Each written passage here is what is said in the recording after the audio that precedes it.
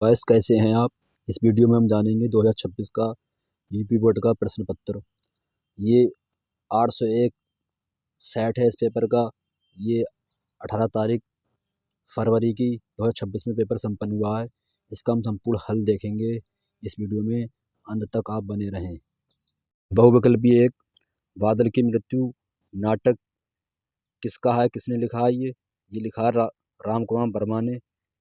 जयशंकर प्रसाद के नाटक, ये किसने लिखा है? जयशंकर प्रसाद का नाटक।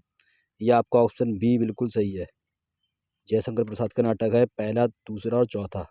पहला भी है जयशंकर प्रसाद का चंद्रगुप्त, स्कंदगुप्त भी जयशंकर प्रसाद ने लिखा है।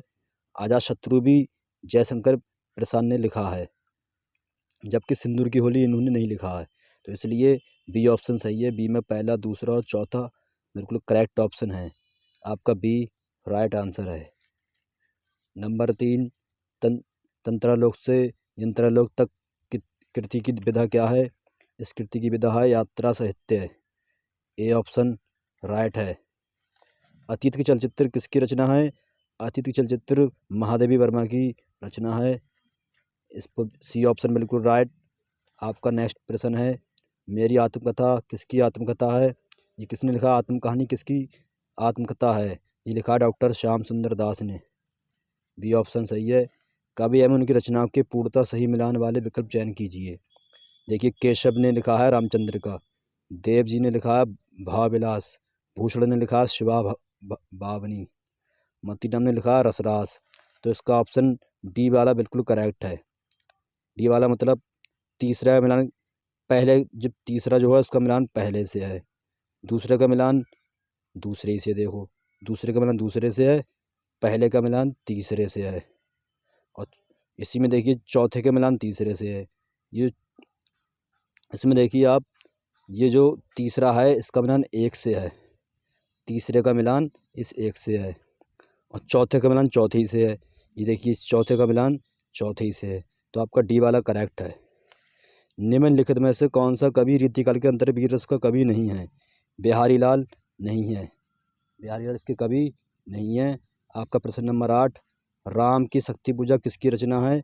राम की शक्ति पूजा रचना है सूर्यकांत त्रिपाठी निराला की, ये इनकी रचना है। प्रश्न नंबर 9, गीत फरोश काव्य संग्रह किसका है? गीत फरोश काव्य भवानी प्रसाद मिश्र का है। आपका सी ऑप्शन करेक्ट है। सी वाला बिल्कुल सही है। 10वां प्रश्न है, दूसरा सप्तक का प्रकाशन वर्ष कब है? ये हुआ था 1951 ईस्वी में प्रकाशन। दूसरा सप्तक का प्रकाशन कब हुआ था? 1951 ईस्वी में। बी वाला सही। हास किस राशि का स्थायी भाव है? जब किसी चलचित्र या कहानी कविता को पढ़ने के बाद हमें हंसी आए तो हमारे मन में हास का भाव उत्पन्न होता है, तो ये हास्य रस के अंतर्गत आता है। तो हास का स्थायी भाव होता है हास्य, अर्थात हंसी आ जाएगी हमें किसी कहानी कविता को पढ़ने के बाद। तो आपका ये ऑप्शन सही है।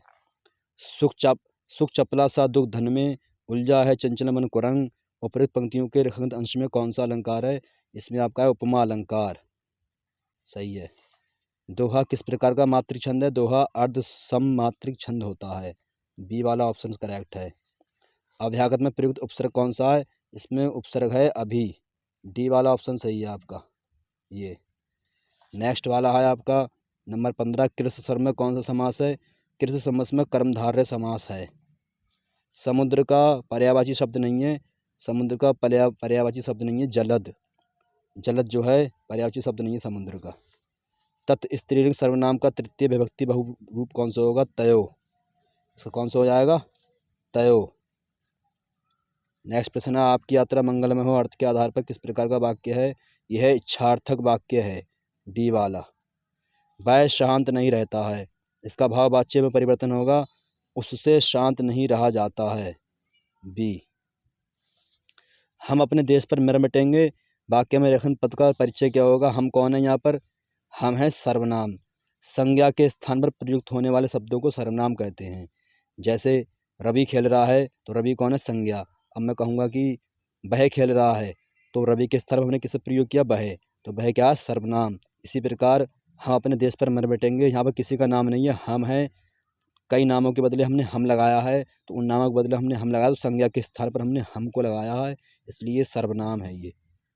संज्ञा के स्थान में प्रयुक्त होने वाले शब्दों के कहते हैं सर्वनाम। इसका खंड बा पढ़ेंगे। खंड बा में दिया है, निम्नलिखित में से किसी एक गद्यांश पर आधारित प्रश्नों के उत्तर दीजिए। तो हमारी सारी संस्कृति का मूलाधार इसी अहिंसा पर है। तो ये तो किससे लिया गया? भारतीय संस्कृति से। और भारतीय संस्कृति किसने लिखी है? डॉक्टर राजेंद्र प्रसाद। उपयुक्त गद्यांश का संदर्भ क्या हो जाएगा? भारतीय संस्कृति, और लेखक का नाम हो जाएगा डॉक्टर राजेंद्र प्रसाद। संस्कृत मूलाधार किससे बताया गया? तो आपसे इसका उत्तर लिख देना। रेखांकित अंश की व्याख्या कर देना। जहाँ पर रेखाएं खींची हुई हैं, ये नीचे लाइनें, ये लाइन खींची शुरू से लेकर नीचे तक की, आपको इसकी वो कर देना है, व्याख्या बता देना है। यदि आपको ये वाला नहीं करना है तो आपको एक अथवा में ऑप्शन मिलेगा, विकल्प और है इसके लिए। ये नहीं कर पाओ तो इसके बदले ये कर सकते हो।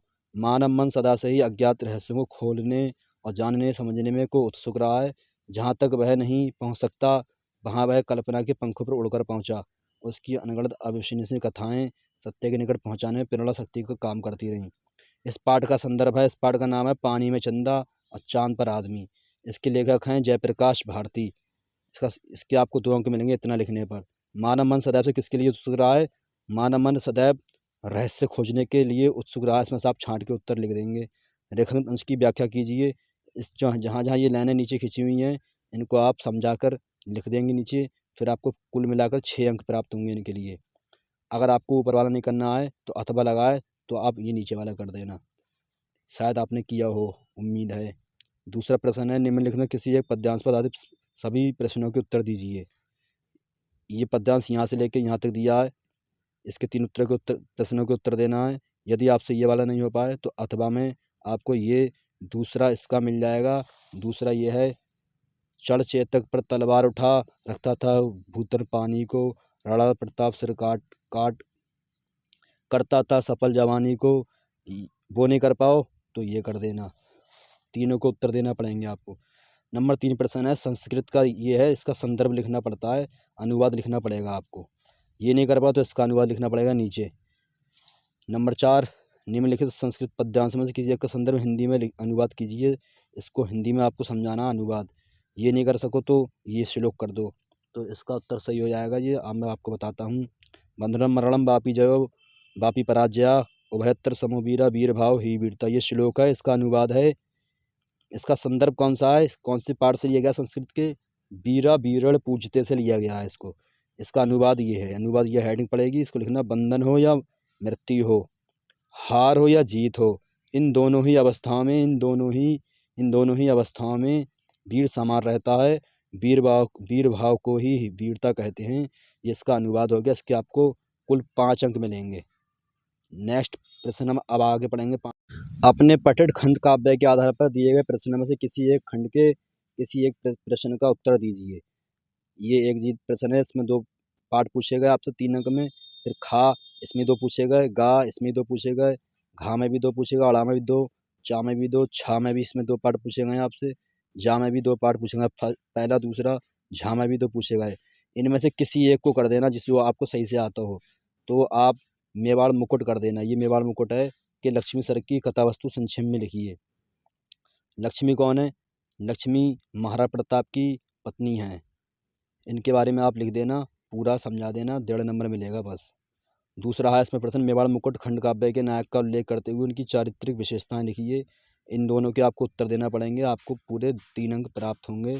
प्रश्न नंबर, इससे अगला हम पढ़ते हैं। छठा प्रश्न, निम्नलिखित लेखकों में से किसी एक लेखक का जीवन परिचय देते हुए एक प्रमुख रचना का उल्लेख कीजिए। अधिकतम 80 शब्द में लिखना है। ये आपको 5 अंक दे के जाएगा। जयशंकर प्रसाद, भगवत शरण उपाध्याय, रामधारी सिंह दिनकर, जयप्रकाश भारती।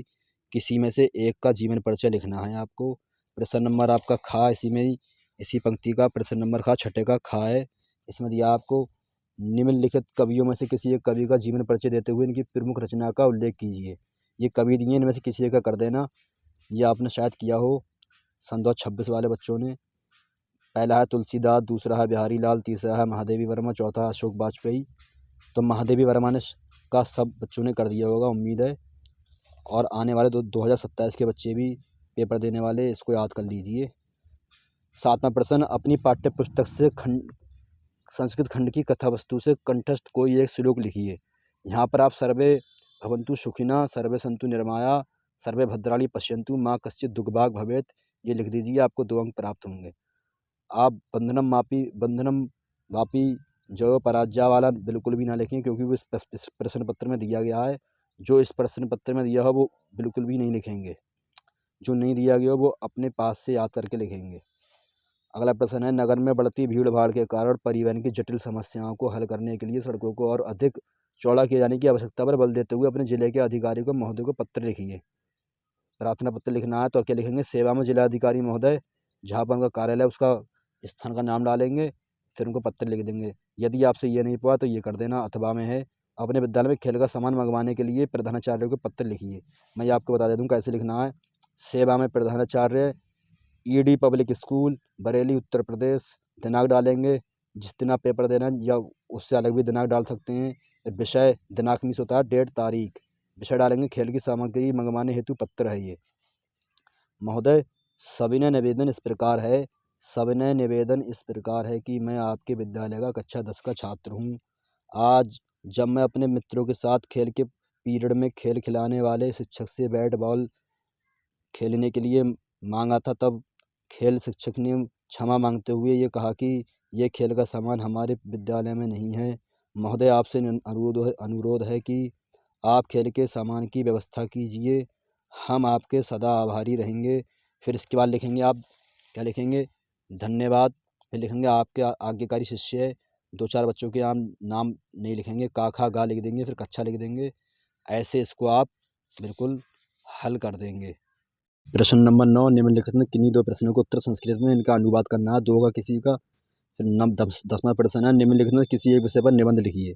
7 अंक में आएगा ये। सड़क सुरक्षा, जीवन रक्षा, इस पे आप 200 शब्दों में अपना 7 अंक का जीवन वो लिख दीजिए निबंध। और या फिर ये लिख दीजिए दूसरे वाले में, वृक्ष धारा का भूषण। इनमें से कोई याद हो, पाँचों में से आप कोई सा भी कर सकते हैं।